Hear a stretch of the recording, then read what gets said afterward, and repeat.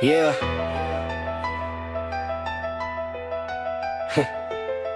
cold air, bright flame, hit a crest when we enter. When the crest covers circle tight, we remember power in the whispers, protection in the spell, etching in our bloodline, yeah, we know it well. Strong minds, strong hearts, every sigil intentional.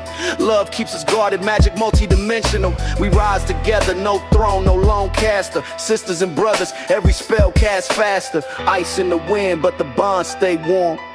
Through shadow and storm, we transform. This ain't fear, this is faith in motion. When the crest covered, strength, love, devotion.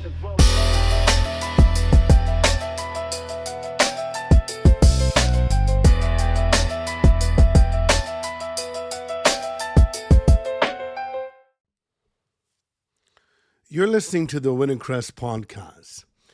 I'm your host, Abiyah, and I am very, very blessed to be talking to you in this fashion.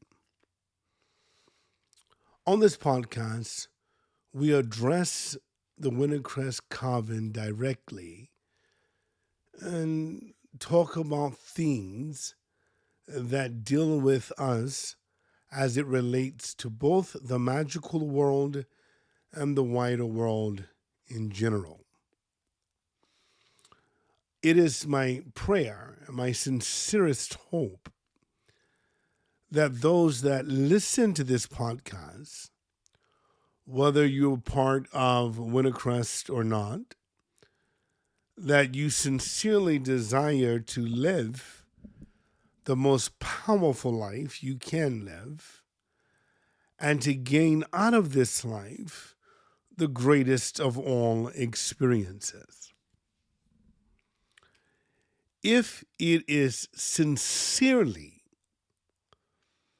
our desire to be the best magical practitioners we can be,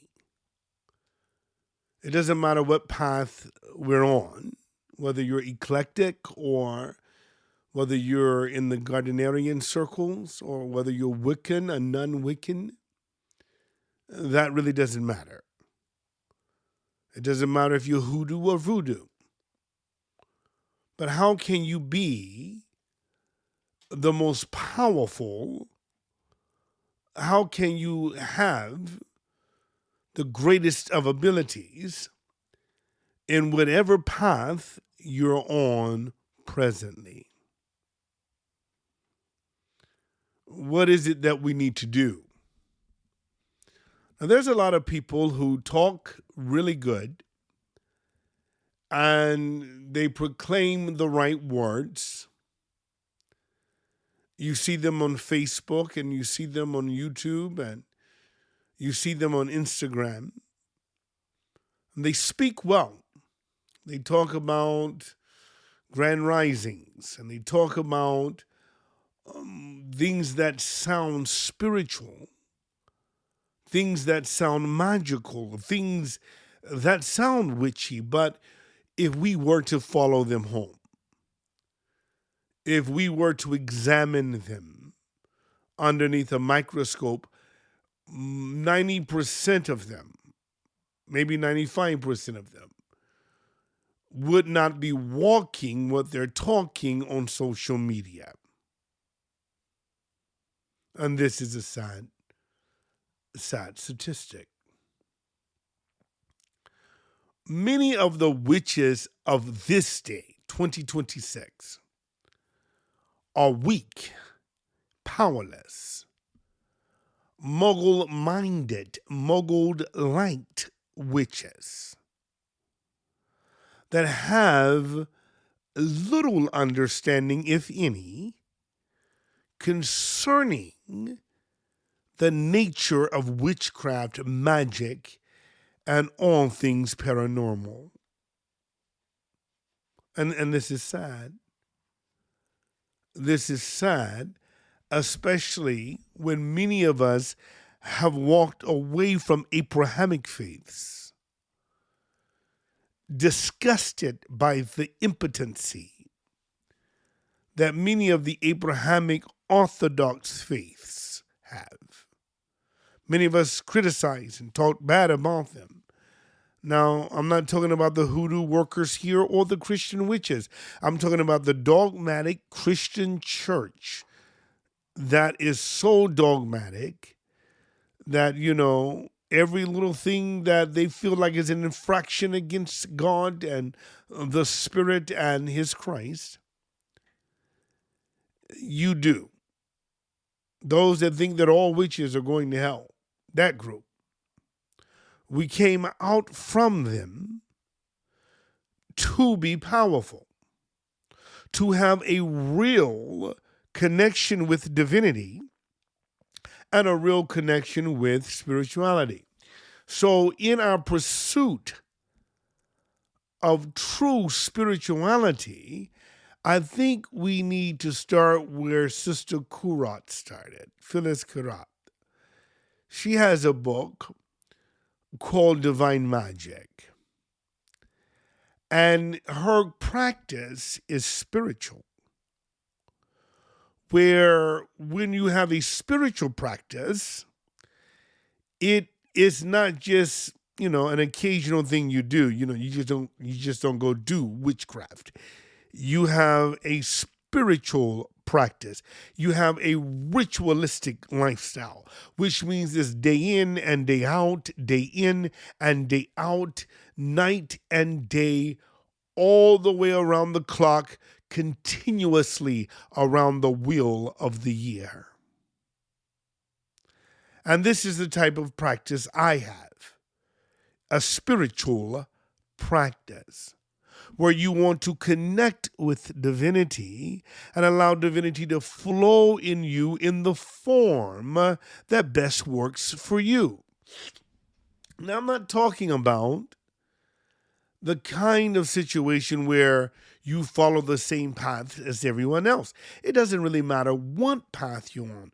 You could be voodoo, you could be hoodoo. None of that matters if you spiritualify, that's a word I coined, spiritualify your path, where your life is magic. Everything you do is magic, where magic means more to you than anything else. It's my fervent belief when we start there, then everything else will line up properly. If I'm traveling from Texas to California, I have to get on 20 the right way. And I have to position my car the right way to get to the airport or to drive all the way there in the direction that I'm headed. I cannot have my car pointed toward New York and expect to end up in California. Because, see, the way to California is not through New York. If we are to be powerful practitioners, whether it's voodoo or hoodoo or whatever, we must line up spiritually. And what do I mean by that? Spiritually. It means that my mind, my heart, and my soul is focused in the direction of my practice. That I view and believe that my practice of the craft, not necessarily my path in the craft, but my practice of the craft, of whatever is relevant for me at the time that I'm hearing this, or at the time of my awakening, or at the time of the moment that I'm breathing, which is every single moment that I move spiritually. I move with respect and awe and reverence of the craft.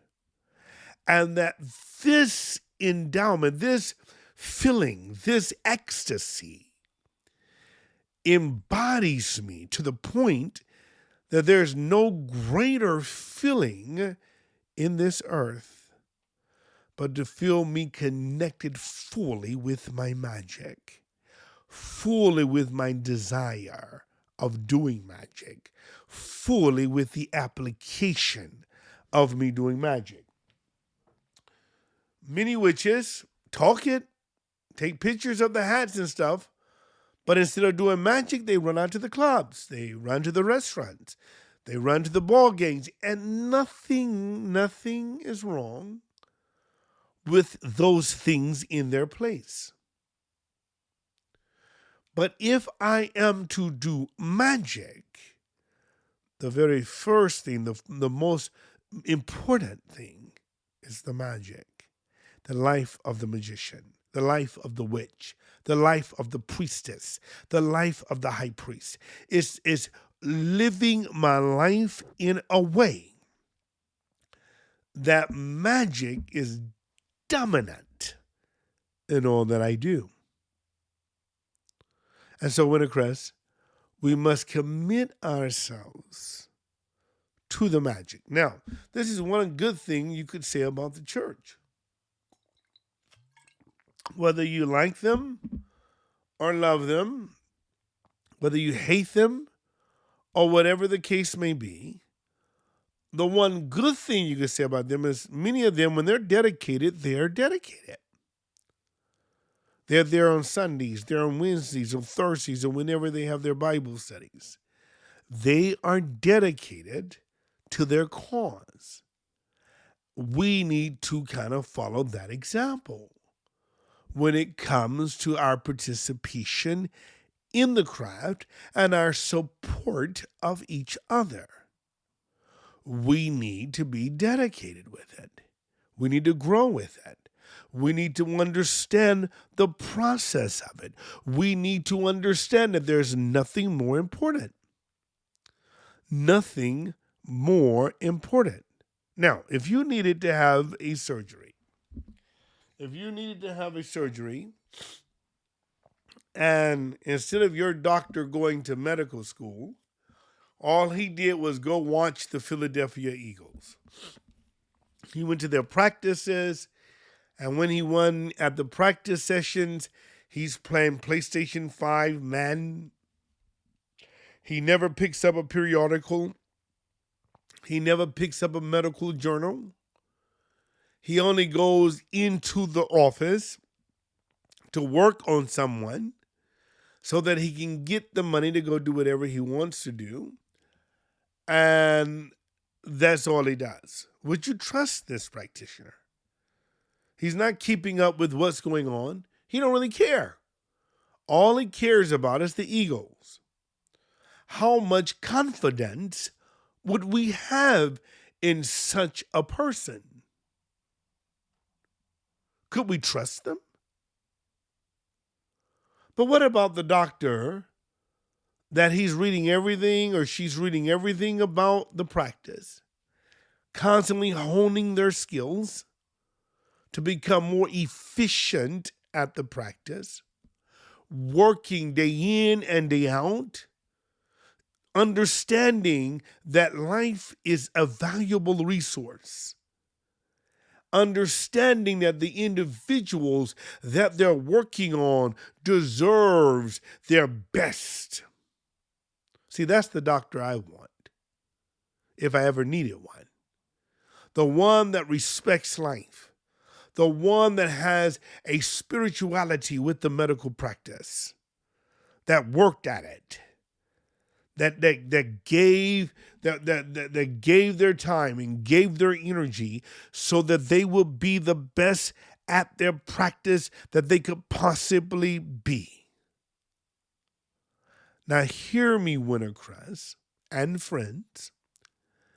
No one in your life that you will ever meet, that you will ever know, should care about your life the way you care about yourself. No one. You should love you more than anyone else. You should care about yourself more than anyone else. And if you care about yourself, you should want to be in the best position to make the best decisions, to function at the highest levels because you love yourself. You should want to function at the highest of levels, which means you should want the best of foods. You should want the best qualities of foods. You should want the best of sleep. You should want the best quality of sleep. You should want the best spirituality, and you should want that best quality of spirituality. That, when you really are invested in yourself, you are concerned with how your life is going. And you put stock there. So now, if you are concerned and if you love yourself, then the question is, what should you be doing?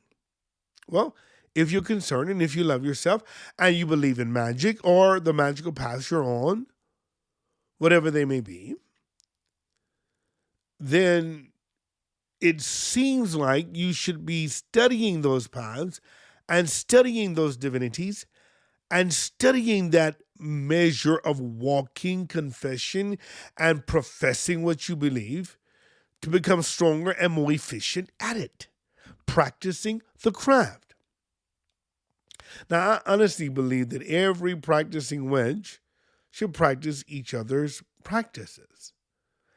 And being an eclectic wedge, I believe that you should take those things that make you stronger, that make you more proficient, that makes you more powerful.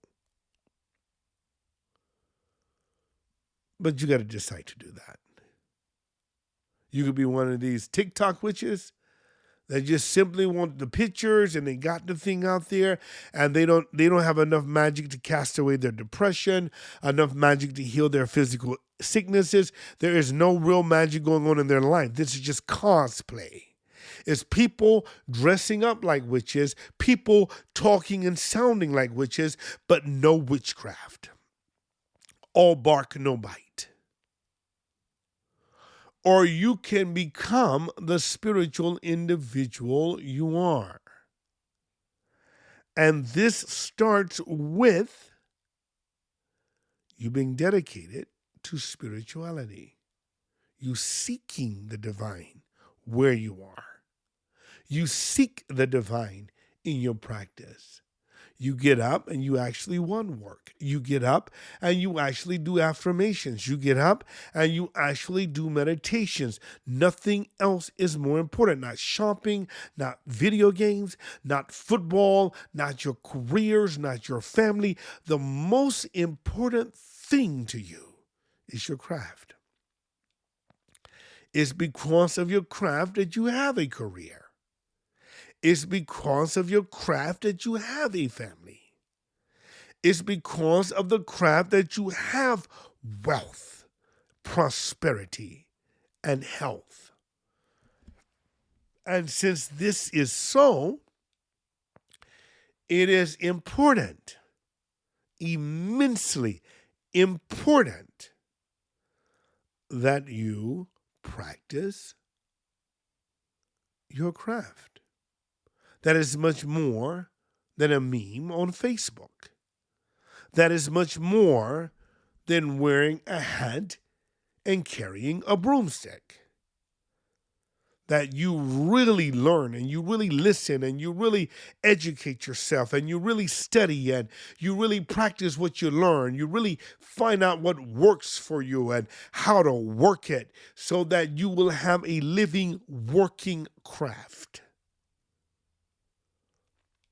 There should be a measurable difference between the witch and the muggle, between the magical practitioner and the rest of the world. There should be a measurable difference. Magic should make things easier.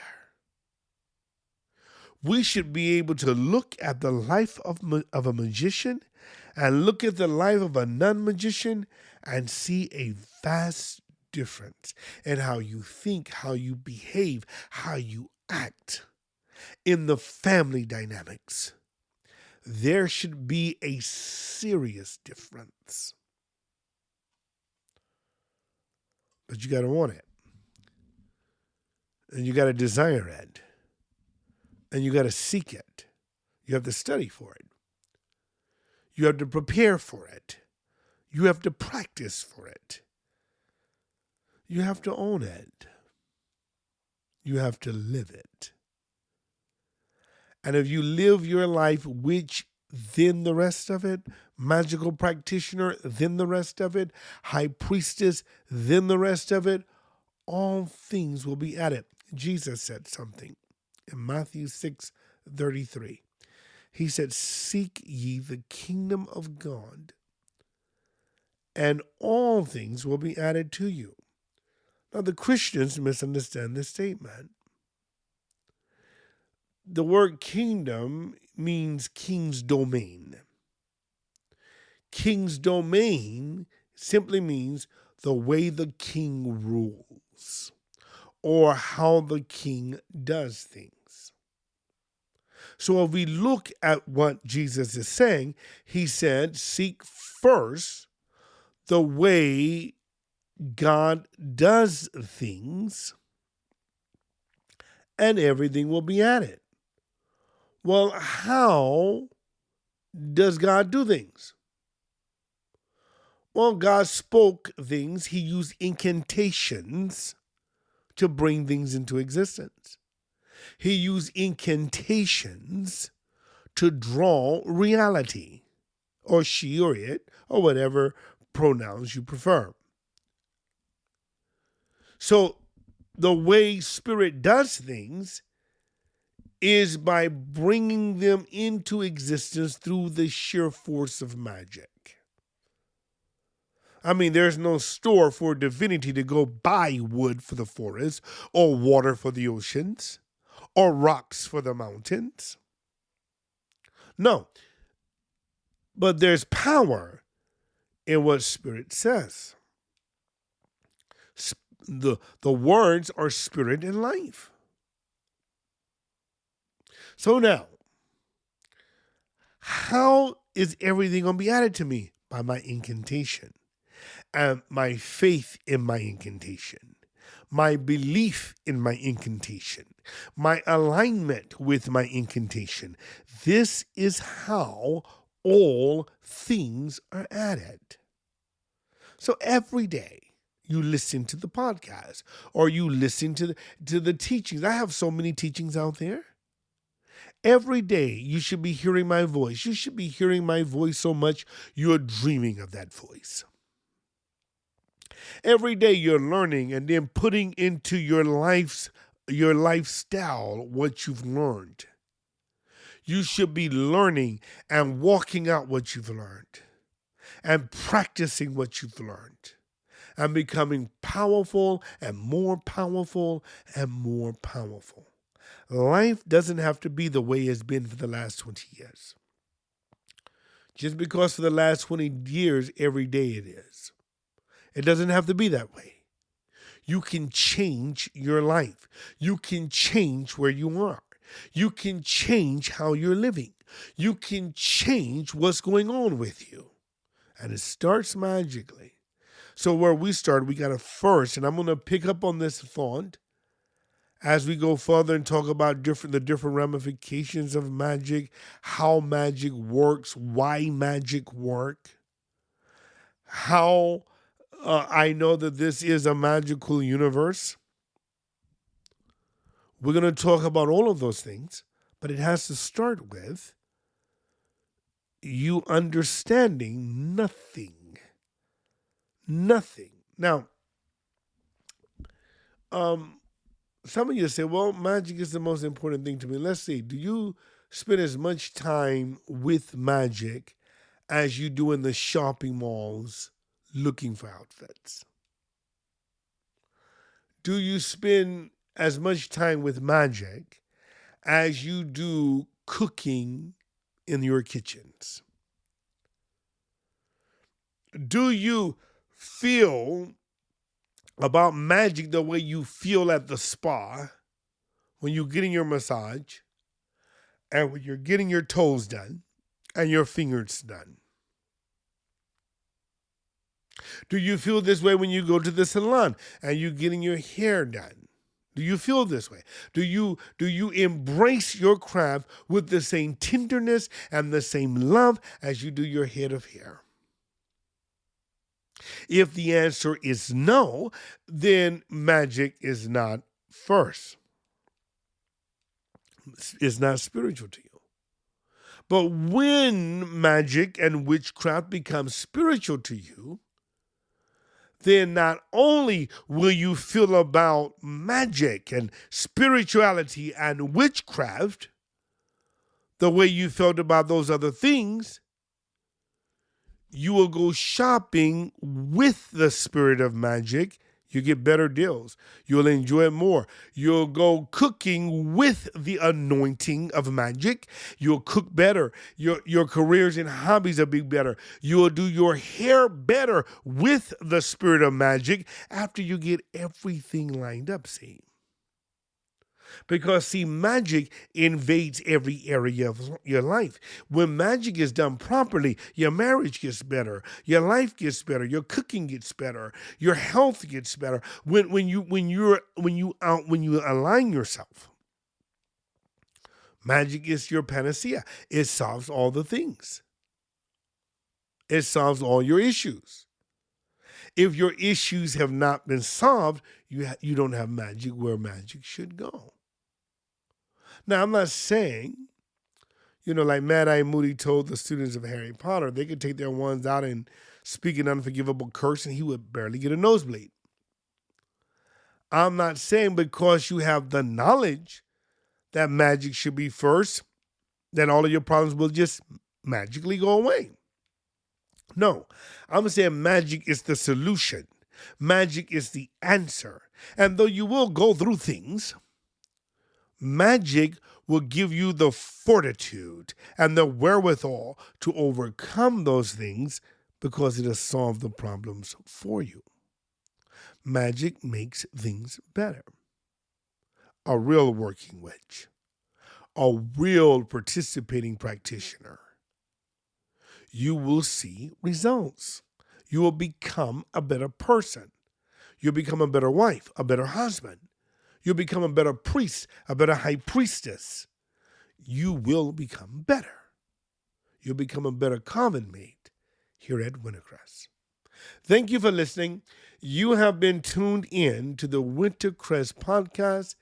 Until next time, everybody, blessed be.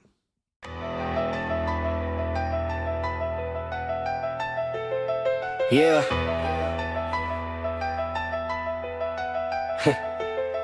Cold air, bright flame, hit a crest when we enter. When the crest covers circle tight, we remember. Power in the whispers, protection in the spell. Etching in our bloodline, yeah, we know it well. Strong minds, strong hearts, every sigil intentional. Love keeps us guarded, magic multidimensional. We rise together, no throne, no lone caster. Sisters and brothers, every spell cast faster. Ice in the wind, but the bonds stay warm. Through shadow and storm, we transform. This ain't fear, this is faith in motion. When the crest covered, strength, love, devotion.